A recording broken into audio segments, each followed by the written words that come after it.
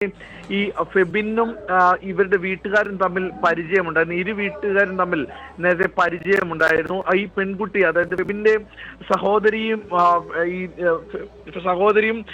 ഈ തേജസും ഒരുമിച്ച് പഠിച്ചവരായിരുന്നു. ഈ PSC കോച്ചിങ്ങിനടക്കം ഒരുമിച്ച് പോയിരുന്നു. പിന്നീട് ബാങ്ക് കോച്ചിങ്ങിന് ഒരുമിച്ച് പോയിരുന്നു. ഇങ്ങനെ രണ്ടുപേരും ഒരുമിച്ച് ഉണ്ടായി. അതിൽ കല്യാണം കഴിക്കണമെന്നുള്ള ഒരു ആഗ്രഹം തേജസ് മുന്നോട്ട് വെക്കുകയും, പക്ഷേ ഇതിൽ നിന്ന് ഫെബിന്റെ സഹോദരി പിൻവാങ്ങുന്ന സാഹചര്യം ഉണ്ടായി.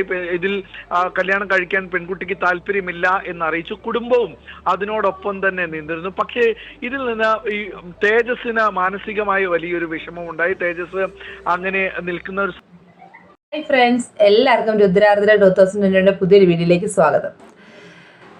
സ്വാഗതമൊക്കെ ചിരിച്ചുകൊണ്ട് പറഞ്ഞെങ്കിൽ ഉള്ളിൽ വളരെയധികം ഒരു നീറ്റലുണ്ട് കേട്ടോ. നമ്മുടെ കൊല്ലം ജില്ലയിലെ ഉളിയക്കോവിൽ നമ്മുടെ നിയറസ്റ്റ് ആയിട്ടുള്ള പ്ലേസാണ്. അവിടെ ഇന്നലെ ഒരു മരണം നടന്നു. ഫെബിൻ എന്ന് പറയുന്നൊരു കുട്ടി കൊല്ലപ്പെട്ടത് തേജസ് എന്ന് പറയുന്നത് മറ്റൊരു കുട്ടിയുടെ കയ്യാൽ.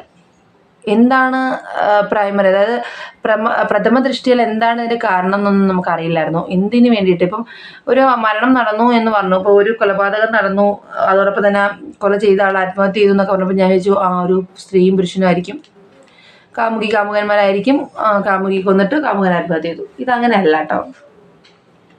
ഇതൊരു കഥയാണ്. ഫെബിൻ്റെ സഹോദരിയും തേജസും തമ്മിൽ നല്ലൊരു ഫ്രണ്ട്ഷിപ്പായിരുന്നു.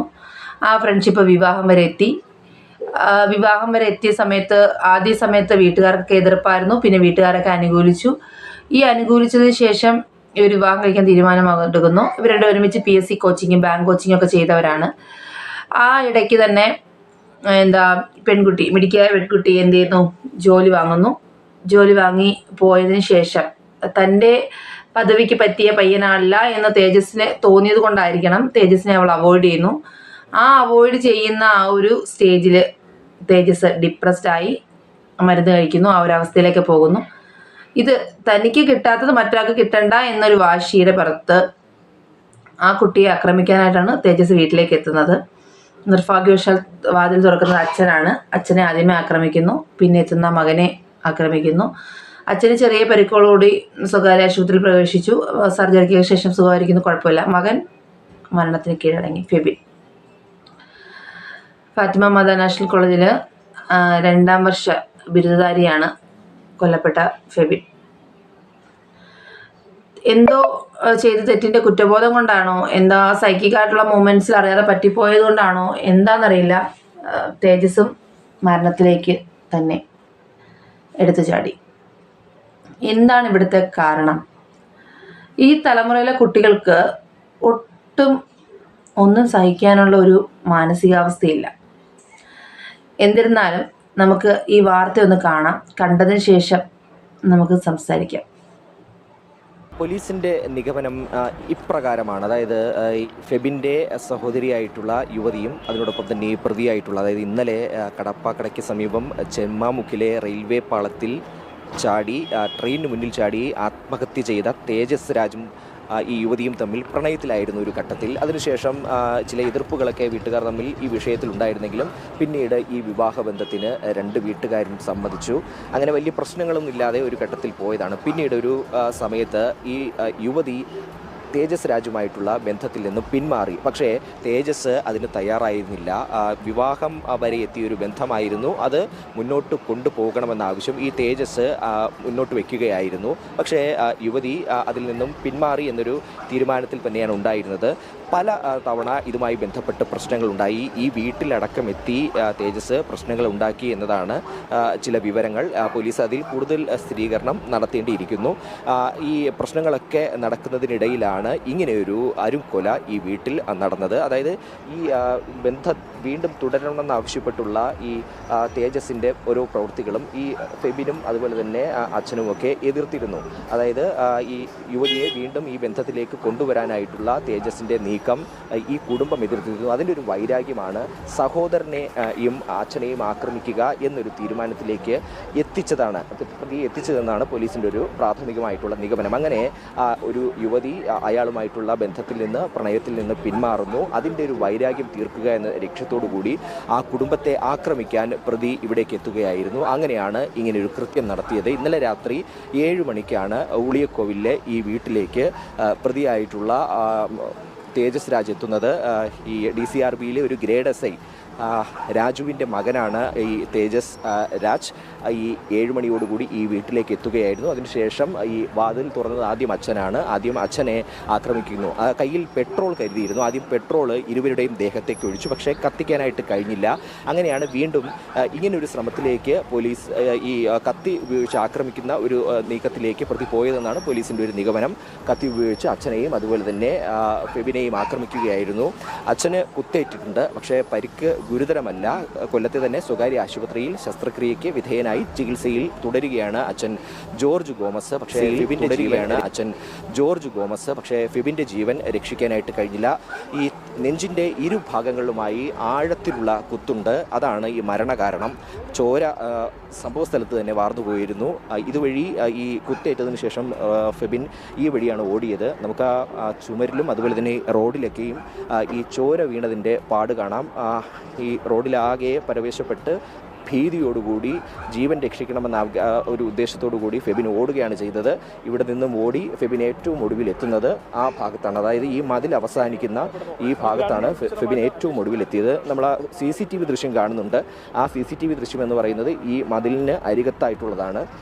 ഈ സമീപത്തുള്ള ഇവിടേക്ക് ഓടിയെത്തി ഈ മതിലിനരികിൽ ഈ ഫെബിൻ വീഴുകയാണ് ഉണ്ടായത്. ഈ സമീപത്ത് തന്നെയുള്ളൊരു നാട്ടുകാരൻ ഇത് കാണുന്നു. പിന്നീട് ഫെബിനെ മറ്റുള്ളവരുടെ സഹായത്തോടു കൂടി ആശുപത്രിയിലേക്ക് കൊണ്ടുപോവുകയായിരുന്നു. പക്ഷേ അപ്പോഴേക്കും ജീവൻ നഷ്ടപ്പെട്ടു. ഞാൻ ഈ പറഞ്ഞ കാര്യങ്ങൾ തന്നെയാണ് വാർത്തയിൽ പറയുന്നത്.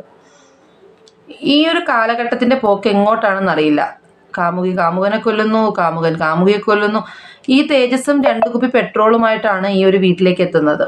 നിരവധി തവണ ഈ വീട്ടിലെത്തി പ്രശ്നങ്ങളൊക്കെ ഉണ്ടാക്കിയിട്ടുണ്ടെന്നൊക്കെയാണ് ഇപ്പോൾ കിട്ടുന്ന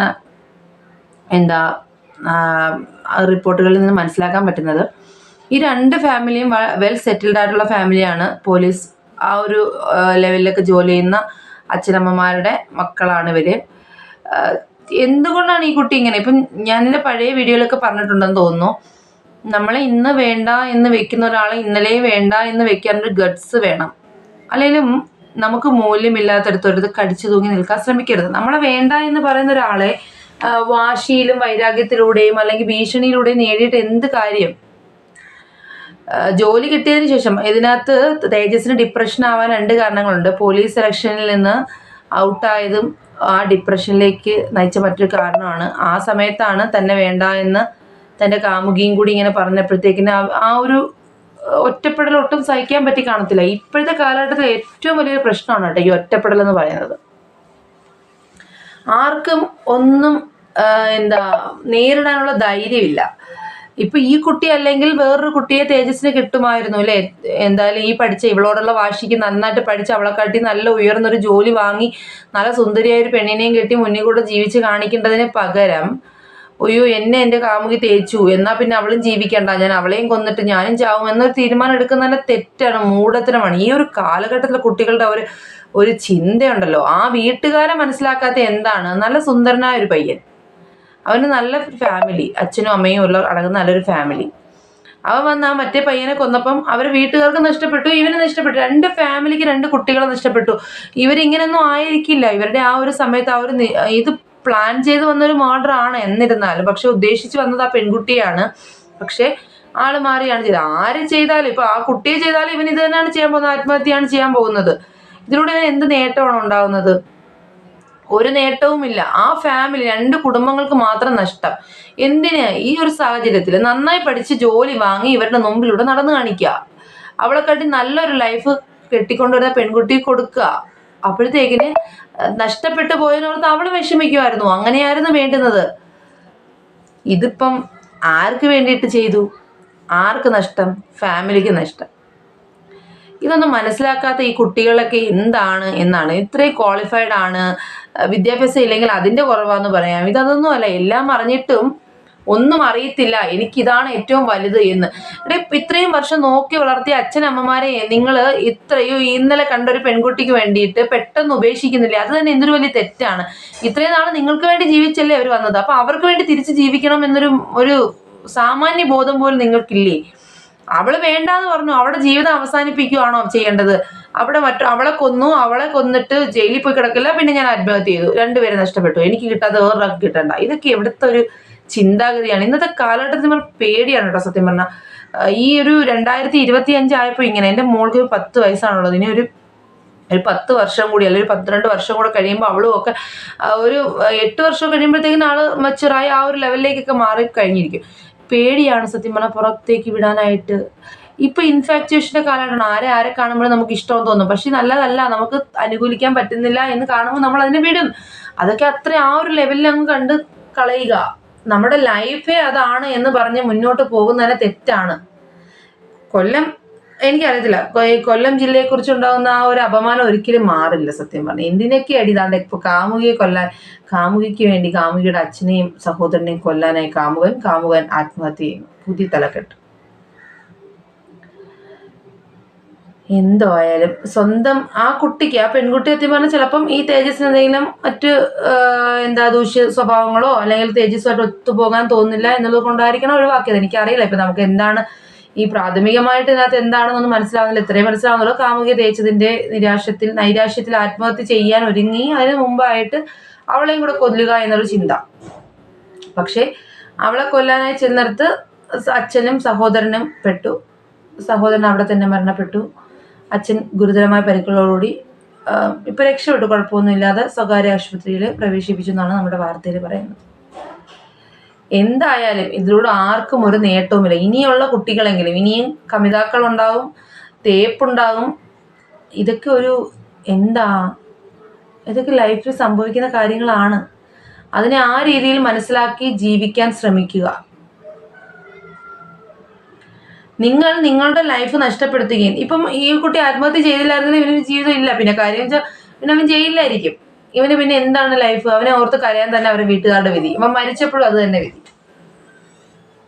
ഇത്രയും നാളും 10-25 വർഷം നോക്കി, അല്ലെങ്കിൽ 22 വർഷം നോക്കി വളർത്തിയ അച്ഛനും അമ്മമാർക്ക് കൊടുത്ത സമ്മാനം അവരുടെ മരണം വരെയുള്ള കരച്ചില്. അവർക്ക് എന്തെങ്കിലും ഒരു സമാധാനം കിട്ടുമോ തന്റെ മകൻ നഷ്ടപ്പെട്ടത് ഓർത്ത്? ഇതൊക്കെ എന്നാണ് നിങ്ങൾ മനസ്സിലാക്കുന്നത്? ഇനിയിപ്പോ ഇവര് മനസ്സിലാക്കുന്നില്ല. ഇനിയുള്ള തലമുറയോടടുത്താണ് പറയുന്നത്, ഇനിയുള്ള കുട്ടികളുടെ അടുത്താണ് പറയുന്നത്. പ്രേമ നൈരാശ്യമൊക്കെ സ്ഥിരമാണ്. എനിക്ക് തോന്നുന്നു കൊച്ചു ക്ലാസ്സിൽ, എനിക്ക് തോന്നുന്നു ഇപ്പോഴത്തെ കൊച്ചു കുട്ടികൾക്കൊക്കെ പ്രൈമറി ക്ലാസ് തൊട്ട് പ്രേമമാണ്. പ്രൈമറി കഴിയുമ്പം UP ലെവലിൽ വരുമ്പോഴത്തേക്കിന്, അപ്പർ പ്രൈമറി വരുമ്പോൾ അവിടെ അടുത്തത്, ഹൈസ്കൂൾ വരുമ്പോൾ അടുത്തത്, ഹയർ സെക്കൻഡറി വരുമ്പോൾ അടുത്തത്, കോളേജ് വരുമ്പോൾ അടുത്തത്, പ്രൊഫഷണൽ കോഴ്സ് ആണെങ്കിൽ അവിടെ അടുത്തത്, ചിലപ്പോൾ മാരേജ് ചെയ്യുന്ന വേറൊരാളായിരിക്കും. ഇതൊക്കെ സർവ്വസാധാരണമാണ്. ഇതൊക്കെ ആ ഒരു ലെവലിൽ വിടുക. നമുക്ക് എവിടെയെങ്കിലും അടുത്ത് വിധിച്ചിട്ടുണ്ടെങ്കിൽ അത് വരും, അതേ നടക്കുള്ളൂ. ദൈവ നിയോഗം പോലെ നടക്കുള്ളൂ. ഇത് അവളോടുള്ള അടങ്ങാത്ത പകയാണ് ഈ കുട്ടിയെ കൊണ്ട് ഇത് ചെയ്തത്. എന്തായാലും രണ്ടുപേരും ഈ ലോകത്തോട് വിട പറഞ്ഞു.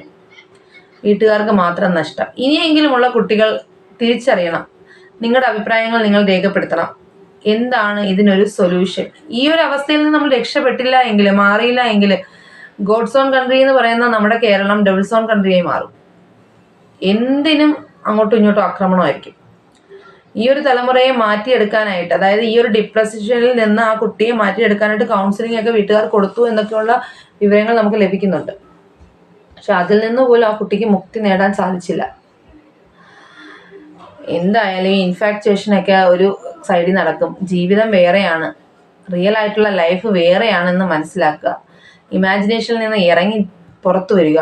ഇനിയുള്ള കുട്ടികളെങ്കിലും നിങ്ങളെ വേണ്ട, ഇപ്പൊ സ്ത്രീ ആയാലും പുരുഷനായാലും, ആൺകുട്ടിയായാലും പെൺകുട്ടിയായാലും ശരി, നിങ്ങളെ ഇന്ന് വേണ്ട എന്നൊരാൾ പറഞ്ഞാൽ ഇന്നലെ നിന്നെ എനിക്ക് വേണ്ട എന്ന് പറഞ്ഞ് പുതിയൊരാളെ തേടുക, അല്ലെങ്കിൽ പുതിയൊരു ലൈഫ് നോക്കുക. അതാണ് വേണ്ടുന്നത്. അല്ലാതെ ചേച്ചി, അല്ലെങ്കിൽ എനിക്ക് അവളില്ലാതെ ജീവിക്കാൻ പറ്റില്ല, അല്ലെങ്കിൽ അവനില്ലാതെ ജീവിക്കാൻ പറ്റില്ല എന്നൊരു അവസ്ഥ ഇവിടെ നിങ്ങൾ മാറ്റിയാലേ പറ്റുള്ളൂ. ഓക്കെ ഫ്രണ്ട്സ്, ഈ ഒരു ചെറിയ കാര്യം നിങ്ങളൊന്ന് അറിയിക്കണം തോന്നി. ഒരു നല്ല വേദനയോട് കൂടിയാണ് കേട്ടോ ഈ വീഡിയോ ചെയ്തത്. എന്ന് വെച്ചാൽ എൻ്റെ മക്കളും വളർന്നു വരികയാണ്. ഈ സമൂഹം എങ്ങോട്ട് പോകുന്നു എന്നുള്ളൊരു ഉള്ളിൽ വളരെയധികം ഭയമുണ്ട്. അതുകൊണ്ടാണ് ഈ വീഡിയോ സത്യം പറഞ്ഞാൽ ചെയ്യേണ്ടെന്ന് കരുതിയതാണ്, പക്ഷെ എന്നാലും ചെയ്യുന്നതാണ്. ഓക്കെ, പുതിയൊരു വീഡിയോയുമായി കാണുന്നവരെ എല്ലാവർക്കും tata bye bye, see U.